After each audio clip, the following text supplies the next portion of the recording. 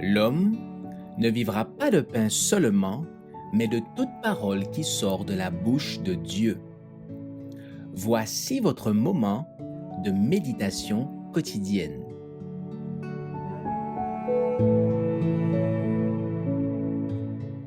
Un culte reconnaissant, le 24 mars. C'est pourquoi, recevant un royaume inébranlable, montrons notre reconnaissance en rendant à Dieu un culte qui lui soit agréable, avec piété et avec crainte. Hébreux 12, verset 28. Il y a une irrévérence croissante à l'égard de notre Créateur, un mépris croissant pour sa grandeur, pour sa majesté. Cependant, Dieu nous parle en ces derniers jours. Nous entendons sa voix dans la tempête, dans le roulement du tonnerre. On nous parle des secousses sismiques qu'il permet, des inondations, des éléments destructeurs qui balaient tout devant eux. Que les chrétiens qui vivent à notre époque si grave observent les commandements de Dieu, se gardent d'avoir tendance à perdre l'esprit de révérence et de crainte à l'égard de l'Éternel. Les Saintes Écritures enseignent aux hommes de quelle manière on doit s'approcher du Créateur, avec humilité, avec une crainte mêlée de ferveur, et par la foi dans le divin médiateur. Que l'homme se prosterne devant Dieu, qu'il implore.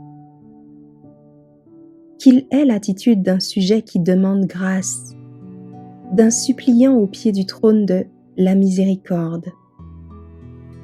Ainsi, il témoignera qu'il soumet à son Créateur toute son âme, tout son corps et toute sa pensée. Nous avons le devoir de nous agenouiller devant Dieu quand nous l'implorons en public et dans notre vie privée.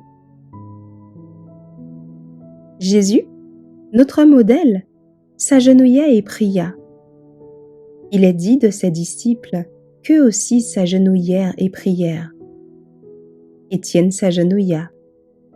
Paul déclare « Je fléchis les genoux devant le Père ». Éphésiens 3, verset 14.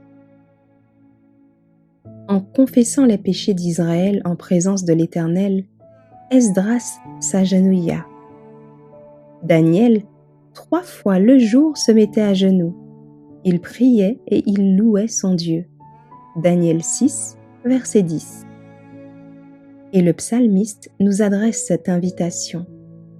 Venez, prosternons-nous et humilions-nous.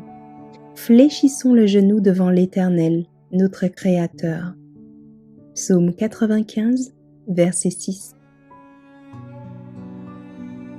Que demande de toi l'Éternel, ton Dieu, si ce n'est que tu craignes l'Éternel, ton Dieu, afin de marcher dans toutes ses voies, d'aimer et de servir l'Éternel, ton Dieu, de tout ton cœur et de toute ton âme.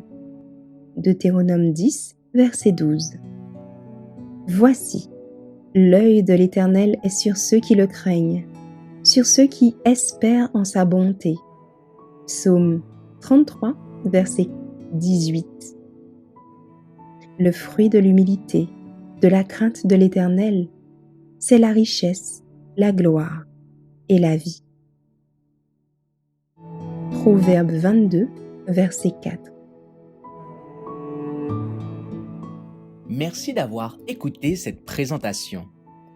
Assurez-vous de nous rejoindre demain pour votre moment de méditation quotidienne avec lereste.org.